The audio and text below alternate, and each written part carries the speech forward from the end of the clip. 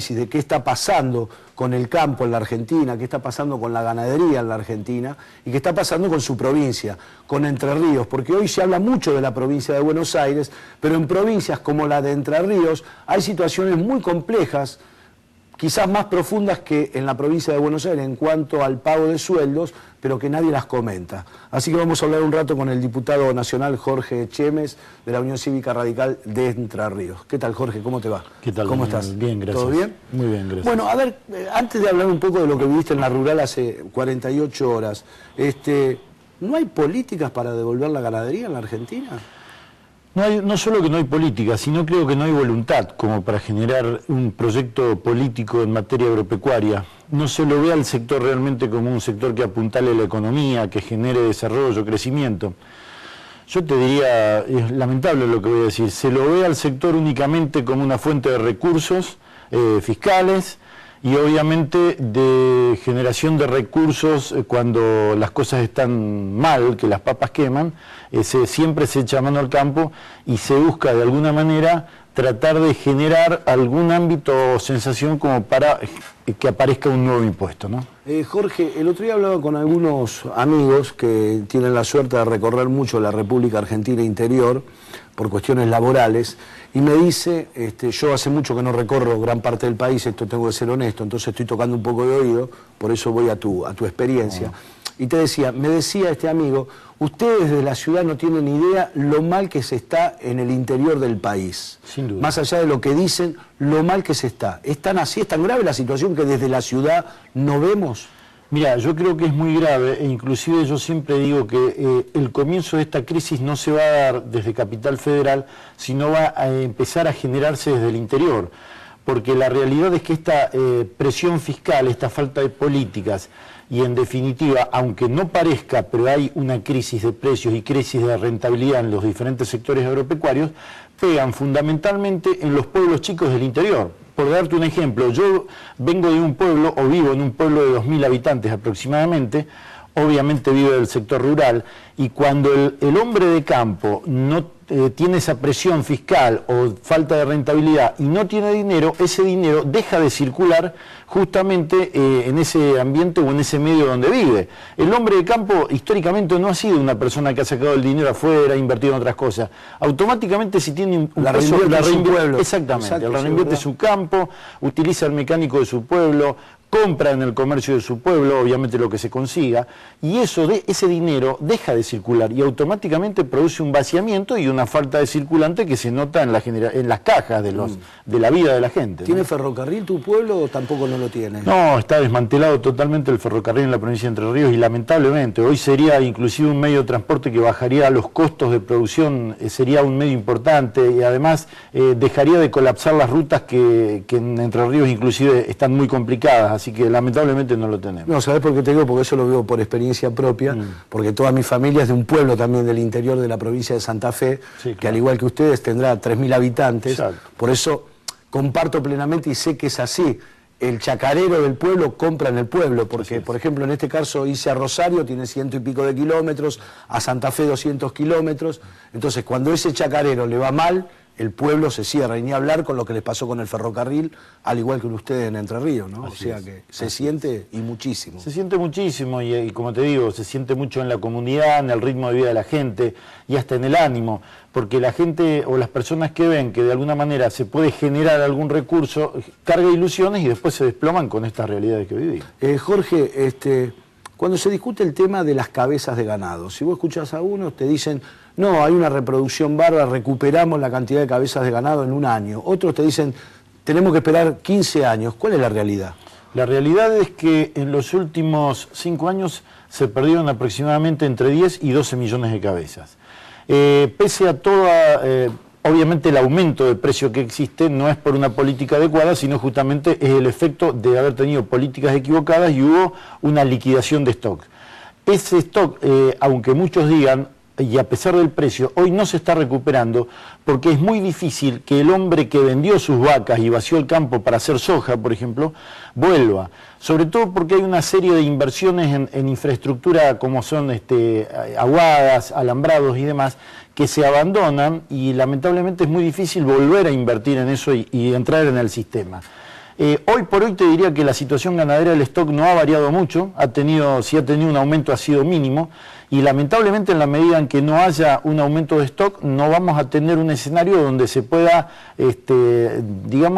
generar un crecimiento de la ganadería. Vamos a estar estancados, esa es la realidad. ¿Qué hay de cierto en que cada día hay menos tambos en la República Argentina, fundamentalmente en las zonas lecheras? Bueno, el sector tambero está viviendo la misma situación que vivió el sector ganadero.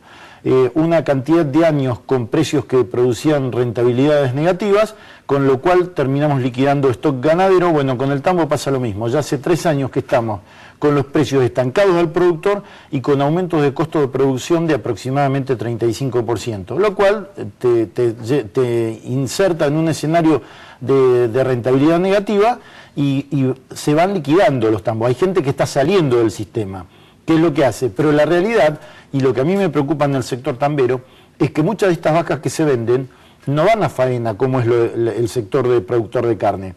Las terminan comprando tambos más grandes, con lo cual estamos llevando al sector a una concentración sumamente peligrosa, que es justamente todo lo contrario que dice el gobierno querer hacer. Trata de defender al productor mediano y chico, y justamente es el que tiene menos espalda financiera y el que no se puede defender ante esta situación, termina liquidando y vamos concentrando y haciendo cada vez tambos más grandes, ¿no? O sea, se va perdiendo ese tambero tradicional del que se levantaba en la chacra a las 4 de la mañana, tenía 10 vaquitas, 10, 20 tachos lecheros, hacía 200, 300 metros para llegar a la ruta y dejar el tacho lechero. Ese se perdió, se murió. El tambo familiar, que es lo que siempre, por lo menos en mi provincia, en Entre Ríos, se ha visto mucho, está tendiendo a desaparecer porque la gente no le queda rentabilidad y esto está generando un problema social importante porque esa familia, ¿qué es lo que hace? Se va al pueblo o a la ciudad más cercana a tratar de buscar trabajo. ¿Y qué pasa con los gobernadores? Los gobernadores hacen silencio, esto que se dice mucho, que tienen miedo de pararse de manos ante el gobierno nacional para reclamar políticas o para reclamar los fondos, no lo hacen porque tienen miedo a que le corten la canilla, en este caso como pasa en Buenos Aires. Mira, yo creo que es exactamente lo que acabas de decir. Se ha generado un sistema muy perverso a través de la coparticipación federal, con lo cual los tienen de rehenes. Y la realidad es que vos ves que las provincias que en su proporción dependen en menos cantidad de la coparticipación federal tienen un poco más de libertad para moverse. Entre Ríos es exactamente el caso contrario. Prácticamente dependemos entre un 70 y un 80% de la coparticipación federal, con lo cual es lógico pensar de que un gobernador tiene que ponerse de rodillas ante el gobierno central para poder conseguir recursos. Y esto es lo que está ocurriendo, y lo peor es que en estos momentos el gobierno nacional les ha transferido, como digo yo, el trabajo sucio de tener que aumentar los impuestos, aumentar la carga impositiva a nivel provincial como para poder recaudar. Pero hay un doble fondo en esto, cuidado porque recaudan las provincias, pero en el caso del impuesto inmobiliario, un 30% queda en la provincia, pero un 70% de eso va a terminar yendo a la nación porque el productor va a terminar pagando bienes personales por algo que no tiene. Entonces ahí está el trabajo perverso que digo yo. Le transfieren el problema a las provincias, pero para poder recaudar la nación también, ¿no? ¿Qué pasó con el famoso tema de las pasteras? Fue un engaña pichanga, el gobernador primero tomó una posición, al igual que el expresidente Néstor Kirchner, y después levantaron el caballo y el pueblo quedó solo peleando contra el problema que teníamos con Uruguay. ¿Cuál es la verdad de ustedes que están ahí, que están en el territorio? Mira, en mi opinión personal yo te diría que creo que fue muy mal manejado el tema. Creo que nunca tuvieron claro realmente cuáles eran los objetivos o los beneficios que podía hacer el tema de las pasteras. Y se manejó políticamente, lo manejaron mal.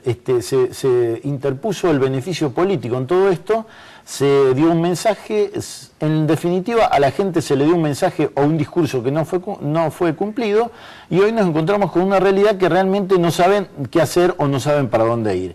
Estos son, yo siempre digo que son las cosas mal nacidas. Cuando las cosas están mal hechas desde la base, lamentablemente terminamos con inconvenientes o con situaciones como la que vemos.